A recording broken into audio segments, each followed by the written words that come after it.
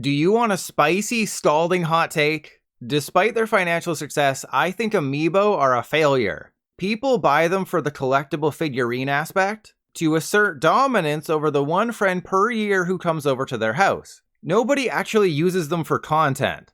Like, when's the last time you tapped an Amiibo on your Joy-Con? Exactly, never. Why am I bringing this up? Because I wanted to start this video with an opinion that would enrage millions of people all at once. Now that I've done that, I can talk about another decision by Nintendo that resulted in a failure. Super Mario Maker for Nintendo 3DS. They saw the rampant success of Mario Maker on Wii U, realized the lack of install base is what truly held it back, and ultimately came up with the brilliant idea to port it to 3DS. And it turned out to be a great idea, with both games selling around 4 million copies each. So what's the problem? Well, it starts before you even boot the game up. Simply look at the back of the box.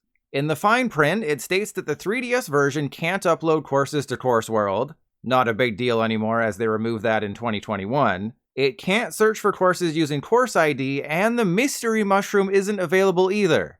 That last part doesn't really matter, but it brings up the question. If humans didn't have an immune system, would we all have personalized Iron Man suits? Also, what exactly is there to do in Mario Maker on 3DS? Well, do you remember Remote Play? The thing that cost Sony millions of money dollars for misleading marketing? The 3DS version is kind of a scaled down Remote Play build of the Wii U version, but not really. Unlike Smash Bros., which was released on Wii U and 3DS within 2 months of each other, and built specifically for each platform while also sharing somewhat similar content, Mario Maker 3DS launched more than a year after the Wii U version. So like my son, who waited for 3 hours after soccer practice for me to pick him up, it was an afterthought. What you're seeing right now is gameplay from the Wii U version. I decided to play the top 3 normal levels, and despite what the players may have voted for, Mission Impossible is the best one. It has the music, fun gameplay, and is just overall great. Unfortunately, it relies heavily on the mystery mushroom, which is not allowed on 3DS. So when I checked out the top levels on 3DS, I was surprised to find that they don't even exist. Your only options for Course World in the 3DS version are the 100 Mario Challenge and recommended courses. Like pouring milk before the cereal, this makes no sense. If you want to search for a specific course on 3DS using the course ID, you can't. If you want to play the most liked Mario Maker 1 levels, you can't. Instead, you have to pray to the Nintendo gods that when you hit recommended courses, good options are presented. Why you'd pray for that instead of an Advance Wars sequel, I don't know. Because these are courses recommended by Nintendo, I decided to check them out. While you can manually filter them by difficulty, if you select all, there's only 2 options: download and play. You can't see the world record, the attempts, the likes, or anything. But since I trust Nintendo and enjoyed Spirited Away, I played the level from Chihiro. For my first level ever in Mario Maker on 3DS, I got a janky kick-a-shell that took 4 attempts because the Koopa kept deciding to miss the final key coin. And that was it. This is the course Nintendo thought I'd like. To give them the benefit these nuts in your mouth, I went by difficulty. The normal level is fine, you broke some blocks and collected some red coins. I would have really liked to star the level so it had a higher chance of being recommended to more people. Nope, can't do that either. And I don't know if you've noticed, but the bottom screen is completely useless during gameplay. Obviously it's integral to building courses, but when playing those levels it may as well not exist. And when you pause the game, you just see the level name and username with options to restart or exit. So even if you wanted to play these courses on Wii U, there's no ID associated, meaning you have to go online, type in the name of the course, and try to find it on a sketchy website that advertises hot older women in your area. Oh wait, I got that ad on YouTube. But the bread and butter of Mario Maker isn't playing good courses made by other people, or making courses to share online. Seriously, what kind of a degenerate would spend hours alone in their room, no pants or socks on, creating original content that they plan to share on the internet, with no idea how popular it will be or how others will receive it? That'd just be weird. No, of course it's the 100-man challenge. While the graphics have definitely taken a hit, if watching 100 men beat each other off for Princess Peach is all you care about, you'll be satisfied. Again, the lack of information sucks more than Yoshi when he sees a Goomba, but it's Mario Maker in its purest form. Overall, I'm quite baffled by the 2 online game modes. Recommended courses is literally just 100-man, except with breaks in between each level and no life cap, with the only benefit being the ability to easily download the level. You can't view a preview of any recommended levels or see player feedback, so it's like going to a key party. you never know what you're going to get. From a technical perspective, Mario Maker 3DS has some issues. The one that's present for every level is the HUD. All this stuff should have been put on the bottom screen and embiggened.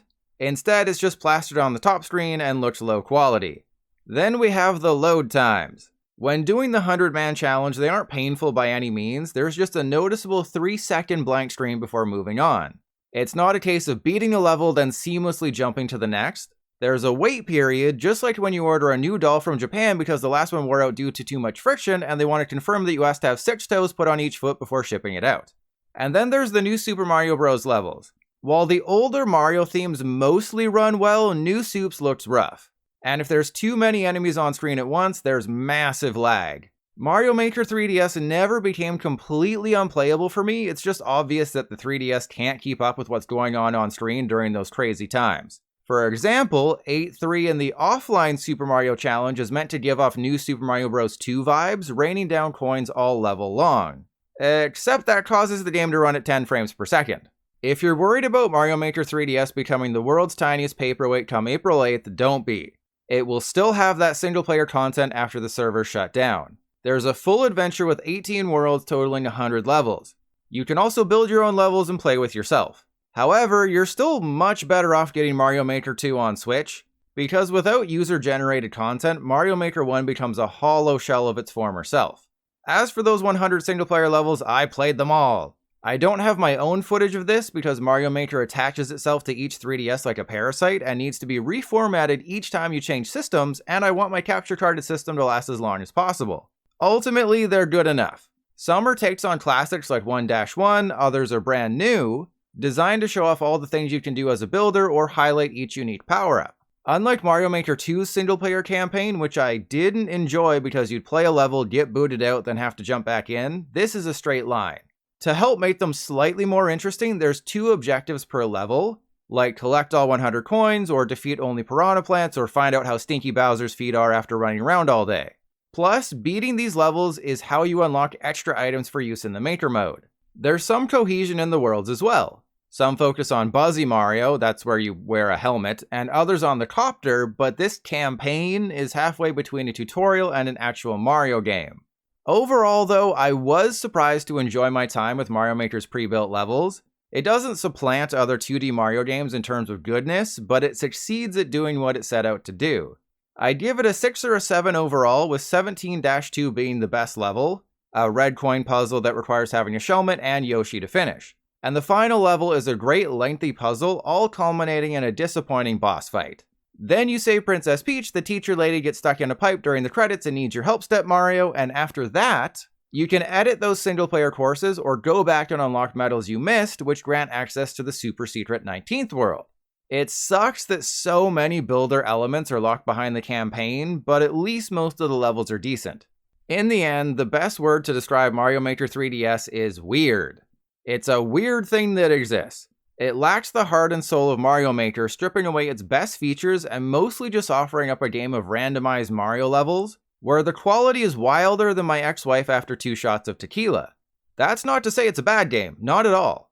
It's just that its reason for existence is questionable, sort of like blankets with sleeves.